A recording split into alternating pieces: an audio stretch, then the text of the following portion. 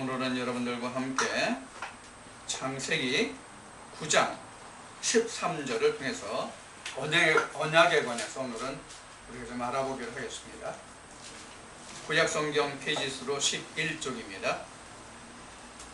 구약성경 11쪽 창세기 9장 13절 한 절을 보겠습니다. 제가 봉독합니다. 내가 내 무지개를 구름 속에 두었나니 이것이 나의 세상과의 언약의 증거니라. 아멘. 하나님은 처음 인간을 창조했을 때부터 언약으로 시작을 하셨다, 이렇게 우리가 말할 수 있습니다.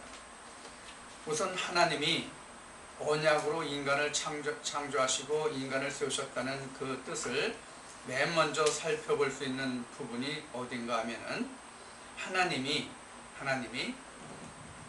사람을 만드시고 창세기 2장 7절에 생기를 불어넣으시잖아요. 그 생기부터가 사실 하나님의 언약이라 할 수 있어요. 그 언약이 우리 살의 마음에 들어오는 거거든요. 그런데 하나님이 아담과 하와를 에덴 동산에서 하나님의 생기로 넣어서 하나님의 사람으로 지으시려고 하셨는데, 그들이 선악과로 말미암아서 하나님이 원래 의도하셨던 대로 그들이 생명나무의 열매까지, 즉 생명의 언약까지 가지를 못했죠. 그래서 그들이 에덴 동산에서 다시 쫓겨나게 되었어요. 그래서 하나님의 그 언약에서 쫓겨난 아담과 하와의 후예들이 어느 때까지 왔느냐면 노아 때까지 왔어요. 하나님으로부터 저주를 받았다고 그럴까요? 죽은 자가 되었으니까, 아담과 하와가 죽은 자가 되었으니까 저주를 받은 자라고 할까요? 이렇게 해서 어디까지 왔냐면 노아의 때까지 왔어요. 노아의 때까지 왔는데 세상이 너무 죄악이 창궐했어요. 세상이 너무 죄악이 창궐해요. 그러니까 어떻게 했어요? 하나님이 노아를 선택하시고 방주를 지켜야 하시고 노아의 가족 8명만 구원에 이른단 말이에요. 그것이 이제 오늘 우리가 지금 창세기 9장에서 살펴보고자 하는 언약이에요. 그럼 이 언약은 하나님이 왜 인간에게 주시는가? 멸망하지 않고 구원에 이르게 하기 위해서 언약을 주시는 거예요. 이미 아담과 하와가 에덴에서 하나님의 언약을 어기고 에덴 땅에서 쫓겨났잖아요. 아담과 하와가 처음에 창세기 2장 3장에서 기록된 말씀과 같이 선악나무 열매와 생명나무가 있는데 선악나무 열매를 따먹지 말라고 그러셨잖아요. 따먹는 날은 정령 죽으리라 그러셨단 말이에요. 근데 그 열매를 따먹었죠. 그 따먹은 결과가 어떻게 됐어요? 죽었어요. 뭐가 죽었어요? 우리 육체가 죽은 게 아니에요. 우리 육체가 죽은 게 아니라 영이 죽었어요. 창세기 2장 7절에 보면 아담을 불러서 아담의 코에 뭐를 넣어주셨어요? 하나님이 생기를 불어넣었어요. 이 생기가 하나님의 영, 말씀이거든요. 그게 언약이거든요. 그 언약을 어겼기 때문에 앞에 말씀드렸듯이 아담과 하와가 생명나무 열매를 먹지 못하고 에덴에서 쫓겨난 상태로 사람들이 번성해 갔어요. 에덴에서 나온 상태로 사람들이 번성해 갔어요. 그런데 이것도 지금 방금 전에 말씀드린 바와 같이 노아의 때에 와가지고 창세기 6장을 보면 하나님의 아들들이 사람의 딸들을 자기가 좋아하는 대로 자기 아내로 삼았어요. 왜? 사람의 딸들이 너무 예쁘거든. 그래서 사람의 딸들과 결혼했다 그랬어요. 이 사람의 딸들과 결혼했다 하는 것도 우리가 말씀으로 다시 풀어보아야 하는데, 이것은 오늘 이 말씀은 증거하지 않겠습니다. 다음 시간에 갈라디아 4장과 함께 창세기 3장 15절의 여자의 후손이라는 말씀과 함께 이 말씀을 풀어볼 거예요. 여자에 관한 것은 그때 다시 우리가 말씀을 풀어보기로 하고요. 오늘은 단순한 표면적인 언약만을 우리가 살펴보기로 하겠습니다. 그래서 하나님이 이렇게 죄악으로 물들어서 노아의 때까지 왔는데 너무 죄가 창궐한 거예요. 세상에. 그러니까 하나님이 사람 지으심을 어떻게 하셨다고 그랬어요? 한탄하셨어요, 사람이. 왜? 그 악함을 인해서 하나님이 탄식하셨단 말이에요. 한탄하셨단 말이에요. 그래서 사람 지음을 하나님이 기쁘게 지으셨는데 사람들이 악을 행하고 악이 창성하게 되니까 하나님이 사람 지으심을 후회하셨단 말이에요. 그래서 하나님이 어떻게 결심하세요? 노아만 택하여 방주를 짓게 하고 그들만을 구원하실 계획을 짜시고 하나님이 세상을 심판하시겠다고 노아에게만 언약하신단 말이에요. 그래서 노아가 지은 게 뭐예요? 방주라고 하는 얘기죠. 방주를 짓게 하셨죠. 근데 우리가 신약에서도 이제 그 주님께서도 인용을 하셨지만 노아가 방주를 지을 때 그때 당시에 사람들이 먹고 마시고 시가고 장가가고 세상을 즐겼다고 말씀하고 계세요. 왜? 하나님의 심판을 알지 못했기 때문에. 오늘날도 마찬가지예요. 오늘날도 세상 사람들이 교회 다니는 사람들이나 다니지 않는 사람들이나를 막론하고 여타 종교도 있지만은 그 사람들이 모두가 세상의 자연과학이 발달하고 사람이 살아나기가 편하니까 지금 하나님보다는 뭘 더 좋아해요? 세상에 먹고 입고 쓰는 세상의 삶에 더 젖어 있단 말이에요. 이게 이제 그 창세기 2보다 뒤에 지금 이제 9장 말씀인데 2보다 뒤에 소돔과 고모라 성이 멸망이 나오는데 소돔과 고모라 성이나 지금 노아 때의 홍수 심판이나 다 같은 형편들이에요. 그때 세상의 삶이. 오늘날도 그래요. 그래서 오늘날 많은 사람들이 말하기를 말세다 이렇게 말들을 많이 하는 것이거든요. 이 말세라는 말 뜻은 세상 끝이라는 말의 뜻인데 왜 그럼 세상이 끝이냐? 하나님을 믿는 사람들을 만나기가 어렵다 이런 뜻이 말세예요. 그래서 우리가 성경적인 역사를 볼 것 같으면 이스라엘의 멸망이라든가 유다의 멸망이라든가 하는 것을 우리가 성경을 통해서 우리가 그 역사적인 기록을 보면 다 그들이 하나님을 떠났을 때에 하나님의 뭐가 이르렀어요? 심판이 이르렀어요. 특히 에레미야를 통해서 하나님이 말씀하실 때에 유다와 예루살렘은 진리를 의를 찾는 자를 너희가 예루살렘 거리를 다니면서 한 사람이라도 찾으면 내가 예루살렘을 파괴하겠다고 한 내 의를 내 뜻을 돌이키겠다 이렇게 하나님이 말씀하실 정도거든요. 그리고 당시에 하나님의 온전한 성전은 하나님이 계신 성전은 예루살렘 성전인데 왜 예루살렘 성전이 온전한 성전이냐면 하나님의 법궤가 거기 있기 때문에 예루살렘 성전에 하나님의 법궤가 있기 때문에 거기만이 하나님의 온전한 전인데 그래서 이스라엘 백성들이 레위기 말씀을 통해서 1년에 3차례씩 남자들은 꼭 그 성전에 와서 하나님을 뵙도록 그렇게 성경은 증거하고 있는데 그 예루살렘 성이 여호와의 전이라 하는 말을 너희가 고지 듣지 말라고 에레미야를 예루살렘 성전 앞에 세우고 하나님이 그렇게 에레미야를 통해서 말하게 하신다고요. 하나님이. 오늘날 교회도 똑같아요. 다를 바 없어요. 거의 오늘날 교회들이 다 지금 예루살렘 성과 지금 진배 없는 그런 믿음의 길을 가고 있어요. 세상적으로 흘렀다 그런 얘기예요. 교회가 너무 세속화됐다 그런 얘기예요. 그 안에서 우리는 믿는 자를 볼 수 있느냐 이 얘기거든요. 유다와 예루살렘의 멸망을 통해서 하나님이 우리에게 보여주시는 뜻이 그 말씀이 바로 그런 의미라 그런 얘기예요. 자, 그래서 이제 오늘 언약을 살펴보는 건데 지금 하나님이 노아에게 뭐를 지으라고 말씀하시냐면 방주를 지으라고 말씀하세요. 이 방주는 오늘날로 비유하면 교회가 방주예요. 교회가 방주인데 이 교회에서 많은 사람들이 썩었어요. 많은 사람들이 세속화됐다 그런 얘기예요. 하나님의 의를 모른다 그런 얘기예요. 그래서 노아가 그 믿는 사람들 중에서 하나님의 음성을 듣고 방주를 지었다 이렇게 생각하시면 가장 옳은 해석입니다. 우리도 마찬가지예요. 지금 오늘날 우리도 하나님의 음성을 듣고 그 하나님의 음성을 쫓아서 내 마음속에 방주를 짓는 자만이 하나님의 언약이 내 안에 있는 거예요. 하나님의 말씀이 나로 하여금 천국을 건설해 가잖아요. 하나님의 말씀이 나로 하여금 천국을 건설하는 것이지 그 아무것도 우리 마음속에서 천국을 건설해 갈 수 있는 아무것도 없어요.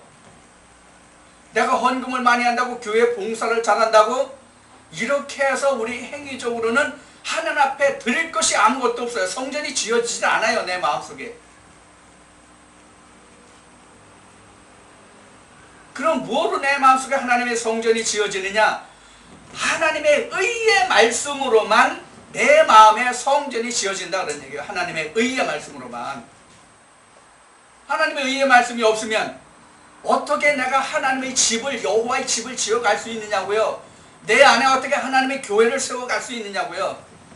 내 마음에 하나님의 교회가 세워지는 것이 나의 방주라 그런 얘기예요. 내 마음속에 하나님의 방주를 짓는 것은 하나님의 말씀으로 내 안에 하나님의 성전이 지어지는 것이 곧 방주라 그런 얘기예요. 그 방주가 있으면 우리도 살아나요. 자, 지금 9장 13절 말씀을 봤는데 우리가 9장 13절 다음에 14절 말씀을 한번 보겠습니다.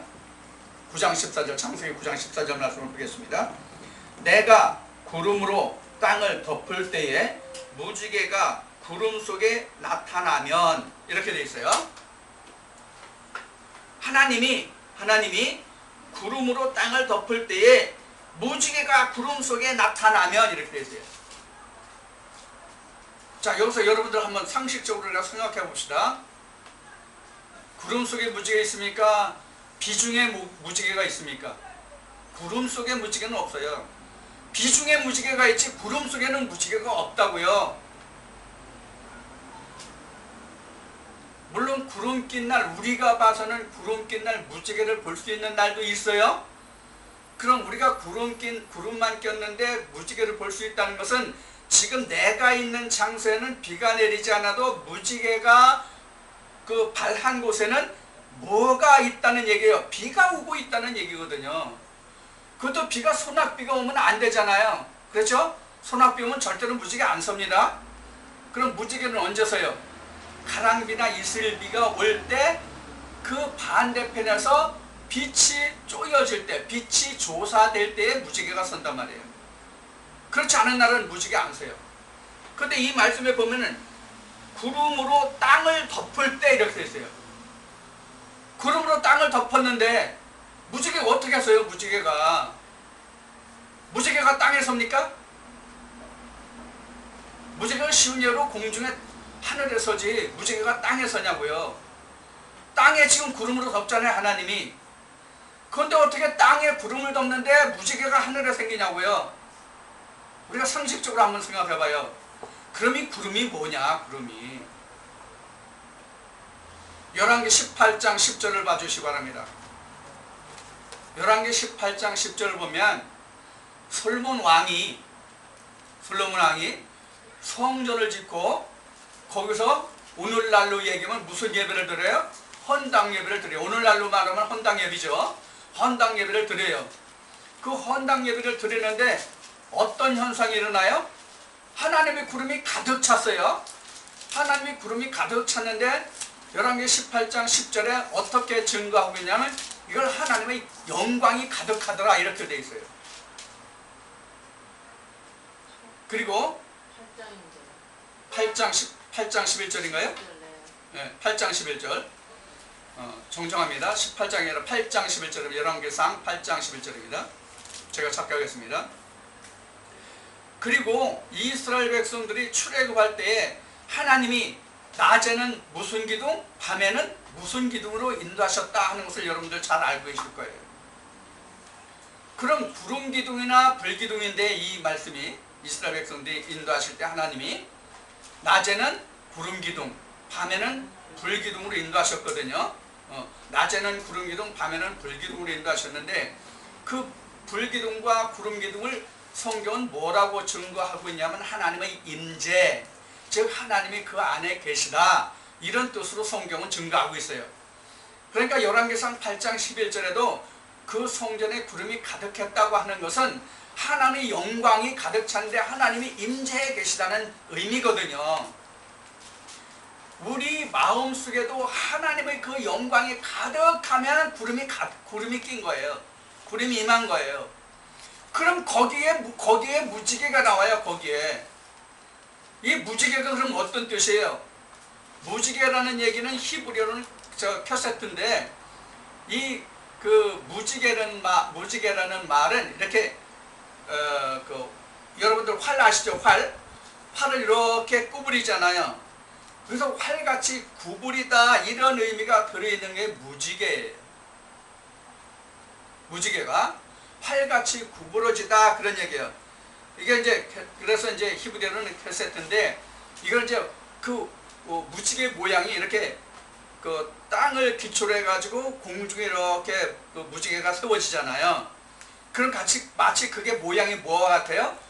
활 모양과 같기 때문에 이름을 그렇게 붙였어요. 그래서 이제 원래 무지개는 말은 활 모양이다, 이런 뜻으로 이름이 붙여졌습니다. 그런데 무지개가 여러분들 색깔이 몇 가지 색깔이에요? 7가지 색깔이잖아요. 빨주노초 파남보. 자, 여기서 무지개 색깔을 무지개가 서지 않을 때도 무지개 색깔을 볼 수 있는 과학적인 가장 기초적인 장비가 여러분들 초등학교 다닐 때 봤죠? 그게 뭐예요? 프리즘. 프리즘이에요? 네. 삼각형으로 된 유리 막대기라고 해야 되나? 그걸 보면은 이렇게 햇빛이 이렇게 꺾여 보이잖아요. 그러면 그 무지개의 7색을 한데 모으면 무슨 색이 돼야 돼요? 백색이 돼야 맞겠죠. 그렇죠? 아무것도 없는 것에서 불절 현상에 의해서 그런 색이 나타났기 때문에 그것이 모아지면 지금 얘기같이 백색이 돼야 되고, 아니면 흑색이 돼야 돼요. 둘 중에 하나예요. 내가 미술쟁이가 아니라서 그 색깔이 무슨 색깔이 돼야 되는지는 확실히 모르겠는데, 내가 봐서는 그 무색이죠.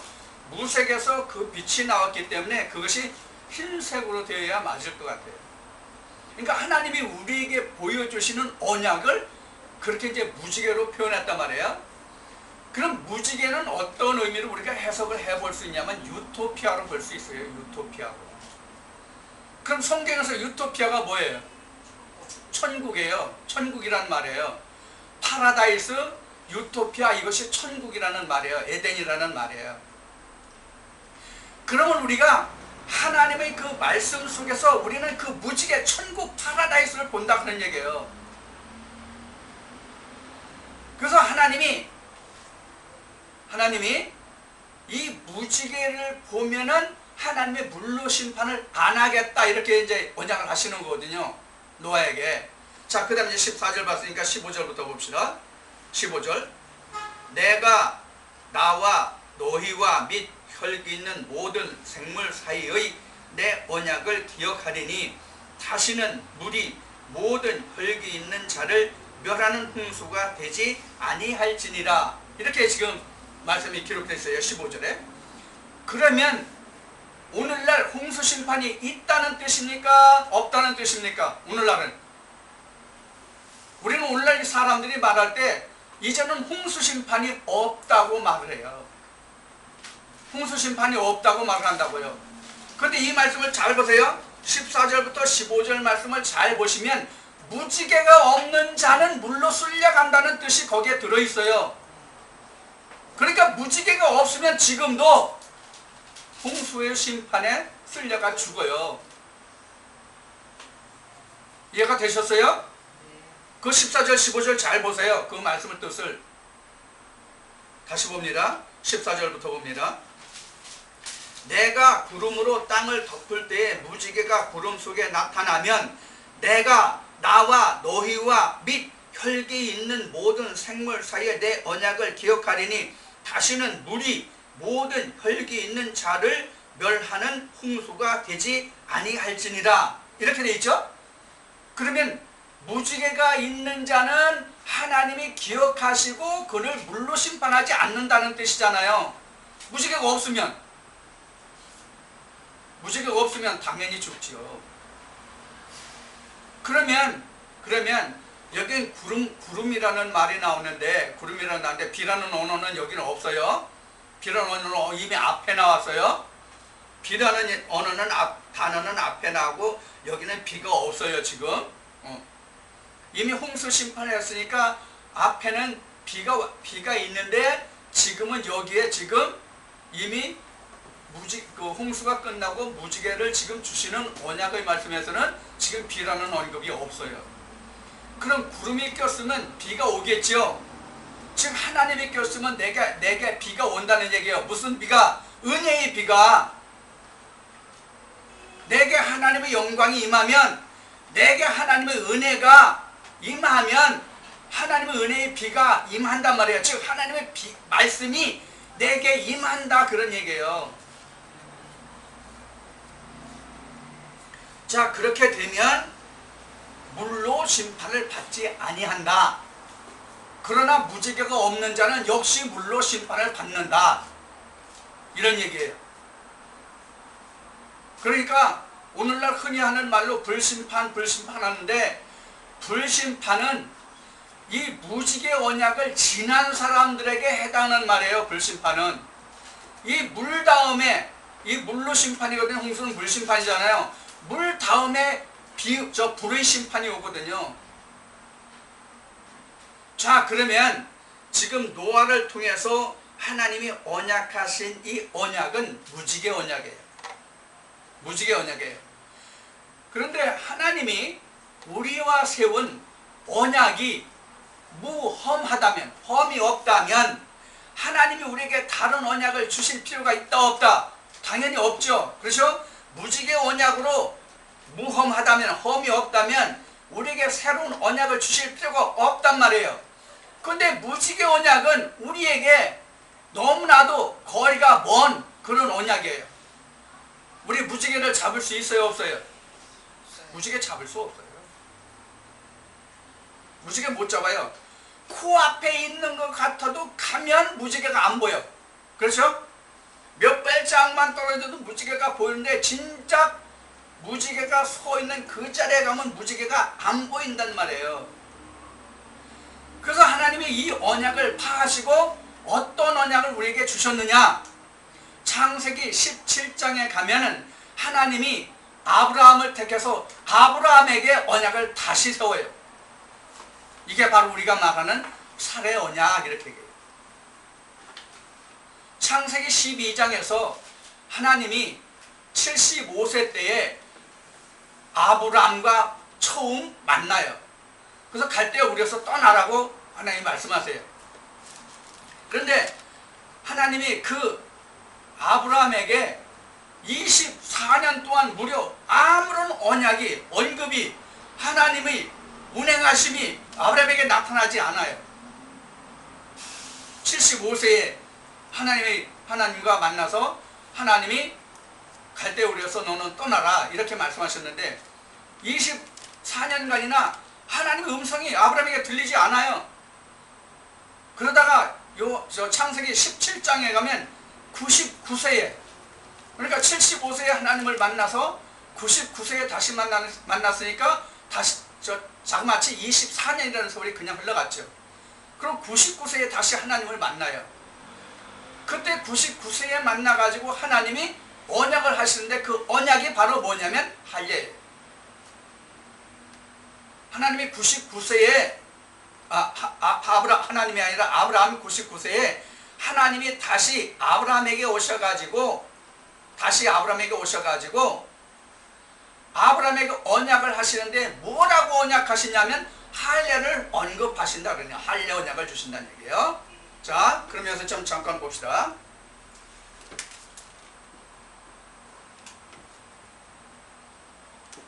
지금 75세에 아브라함이에요. 지금 이게 창세기 12장이에요. 창세기 12장이에요. 자, 그 다음에 99세에 창세기 17장에서 아브라함 할례를 해요. 아브라함이 할례를 받아요.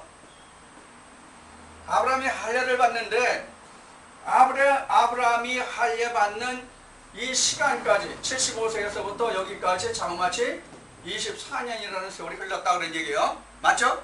생분 맞아요? 24년이라는 세월이 흘렀어요. 그리고 아브라함이 할례를 받는데 아브라함이 할례 받고 변화되는 게 뭐예요?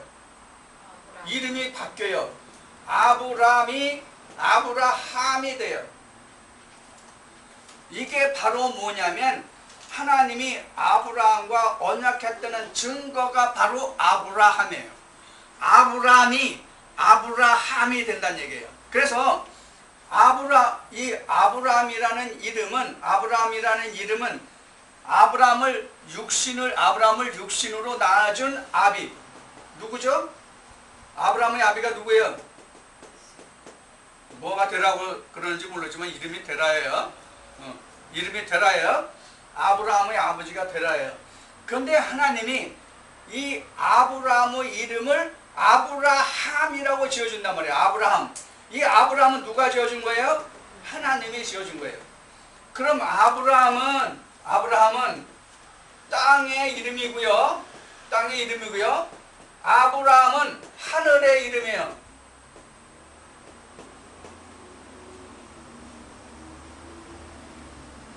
아브라함은 땅에서 지어진 이름이고요. 아브라함은 하나님이 지어주신 이름으로 하늘에 기록된 이름이에요. 우리가 이와 같이 하나님의 언약이 내 살에 오면, 앞에 얘기한 무지개 언약은 그렇지 않지만 하나님의 언약이 내 살에 오게 되면은 내 이름이 바뀌어요. 하나님 나라의 생명식에 기록되는 이름으로 바뀌어져요. 그래서 우리도 무지개 언약에서 내가 빨리 아브라함의 언약으로 내가 옮겨와야 돼요. 무지개 언약에서 내가 빨리 아브라함 언약으로 바뀌어져야 된다는 얘기예요. 그럼 내가 아브라함의 언약을 이루었다는 얘기는 바로 뭐예요? 내가 하나님의 사람으로 지금 지어져 가고 있다는 얘기예요. 거듭남을 얘기해요. 거듭남을 통해서 우리는 새 이름이 하늘나라에 기록되거든요. 하나님 나라에.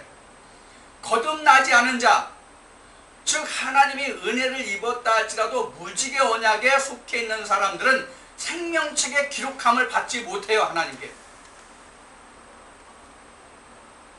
그래서 내 살의 언약이 있을 때에 비로소 나는 하나님 나라의 생명책에 내 이름이 그때 비로소 등재돼요. 그래서 요한계시록 말씀에 보면은 흰돌과 새 이름을 줘서 거기서 흰돌비에 자기 이름을 기록하는데 받은 자 외에는 알지 못하더라 이렇게 되어 있어요. 그래서 제가 많은 분들하고 대화하면서 당신은 생명책에 뭐라고 기록되어 있습니까? 이렇게 물어보면 어떤 이름 되게요? 아브라함을 얘기할까요? 아브라함이래. 아브라함이 하늘의 생명책에 기록되어 있대. 이건 다 거짓말이에요. 이건 김일성이가 하는 말이에요. 하나님이 하시는 말씀은 아니에요. 하나님은 참되시기 때문에 거짓됨이 없다 그런 얘기예요. 그런데 김일성 우리가 잘 아는 바와 같이 거짓말 잘하죠? 김정일이 군에 가지도 않았는데 무슨 특등 사수에 포를 규제라나 이런 식으로 얘기를 하죠. 아니 만져보지도 않은 사람이 어떻게 그렇게 규제가 돼. 그러니까 우상화하는 것이죠. 바로 아브라함 즉 세상의 부모가 나서 세상 부모가 땅의 부모가 나서 지어준 이름이 하늘나라 생명책에 기록되어 있다고 하는 사람은 전부가 다 거짓말이라 그런 얘기예요. 그거 모르면 하나님의 종이 아니에요. 그거 모르면 하나님 종 아닙니다. 다 거짓 종입니다. 그래서 이렇게 얘기하더라고요. 제가 물어본 그분들은 대상은 그걸 어떻게 아느냐. 내가 죽어봐서 하나님 앞에 가봐야 안 되네? 내가 하나님 앞에 가봐야 안 돼, 죽어서. 그럼 이렇게 해봅시다. 이렇게 얘기해 봅시다. 내가 세상에 태어났어요. 내 이름이 없어요. 아버지가 내 이름 안 줘줬어요. 그리고 내가 그냥 출생신고도 아니고 그냥 세상 살았어요. 그럼 내가 직장 다니면서 돈을 벌었어요. 내가 은행 와서 적금해서 재산을 모아보려고 지금 은행에 갔어요. 저축 됩니까? 안 됩니까? 이거 저축된다고 얘기하는 사람은 또 이거 이상한 사람이지. 그렇죠? 천국도 이와 같단 말이에요. 내가 하늘나라에 하나님 나라에 내 이름이 없으면 내가 오늘 하는 일들이 하나님 앞에 기록이 안 된단 말이에요. 이거 굉장히 엄청나게 중요한 얘기예요. 이거 교회 다니는 사람들 이거 모르면 헛고생하는 거야. 진짜 개고생하는 거예요. 어느 저 연속극 드라마에 나온 얘기같이 개고생이야. 집 나오면 계속 개고생이라면 집에 있으면 고생 안 하는데 왜 교회까지 와서 개고생해? 천국도 못 갈 거를. 이게 그런 말씀이란 말이에요. 이 언약이라는 자체가 그렇게 귀중한 거란 말이에요. 자, 이제 오늘은 이 말씀을 다 낱낱이 다 증거하기, 그 아브라함의 언약까지는 다 증거하기가 매우 힘들기 때문에 다음 시간에 아브라함의 언약, 그 다음 시간에 다시 창세기 3장 15절의 그 언약을 갈라디아서 말씀과 다시 풀어보겠지만은, 여하튼 우리에게 언약이라는 것이 얼마나 중요한 것인가. 우리는 오늘날 무지개 언약이 없다고 말들 하거든요.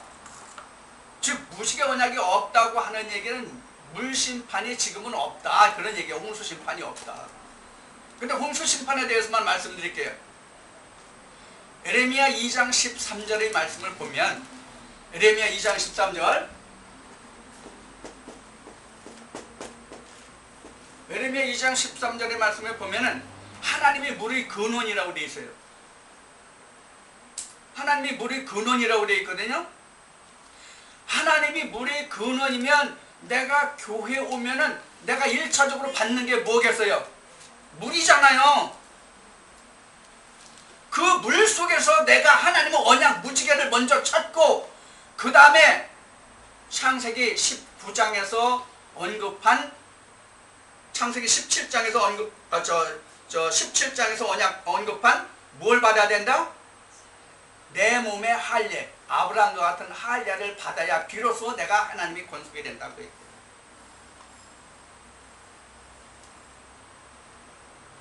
근데 오늘 그 아브라함의 언약까지는 시간상 다 이야기하기가 힘드니까 오늘은 노아의 언약만 여러분들이 마음에 두시고, 다음 시간 2시간을 더 이용해서 어떤 말씀을 더 드리느냐 하면, 언약이라는 말씀을 더 드리는데, 첫 시간은 다음 첫 시간은 아브라함의 언약에 관해서 좀 더 우리가 알아보기로 하고, 그 다음 시간은 다시 창세기 3장 15절과 그 다음에 갈라디아서 말씀을 통해서 하나님이 우리에게 주신 그 언약을 우리가 다시 한번 알아보겠다는 얘기예요. 우리가 하나님 앞에 나온다고 하는 얘기는 어떤 의미인가 하면은, 내가 하나님 앞에 나온다고 하는 의미는 어떤 의미인가 하면, 하나님께 내가 언약을 받기를 원해서 나오는 거예요. 무슨 언약? 내가 천국에 갈 수 있는 하나님의 언약을 받기 위해서 나온 거예요. 그래서 이제 아브라함의 언약에서 다시 말씀을 드리겠지만은, 이 언약은 영어로 컨트랙트 또는 카버넌트예요. 두 가지로 나와요. 이것에 대해서 이제 여러분들에게 자세히 또 우리가 알아볼 텐데, 그만큼 우리에게 언약은 굉장히 중요하단 말이에요. 결론적으로 말하면 언약이라는 것은 우리가 어디까지 이르러야 되느냐, 이 언약의 결국은 예수 그리스도예요. 언약의 결국은 예수 그리스도예요. 그래야 그 언약이 완성돼요. 예수 그리스도로 완전히 지어져야 그 언약이 완성된다 하는 얘기예요. 그것 때문에 하나님이 우리에게 언약을 주셨는데, 그 언약은 쉽게 말하면 하나님 말씀 성경이다 그런 얘기예요. 그 성경을 통해서 우리는 무엇을 알아야 된다? 먼저는 무지개 언약을 내가 거기서 찾고, 그 다음에는 살의 언약까지 이르러야 된다. 그 살의 언약에서 어디까지 가야 되냐? 예수 그리스도까지 가야 된다, 그런 얘기입니다. 오늘은 여기까지만 이제 말씀을 우리가 말씀을 알아볼 텐데, 다음 시간에 지금 약속한 바와 같이 2시간을 더 걸쳐서 우리가 하나님 말씀을 다시 알아보기로 하겠습니다. 감사합니다.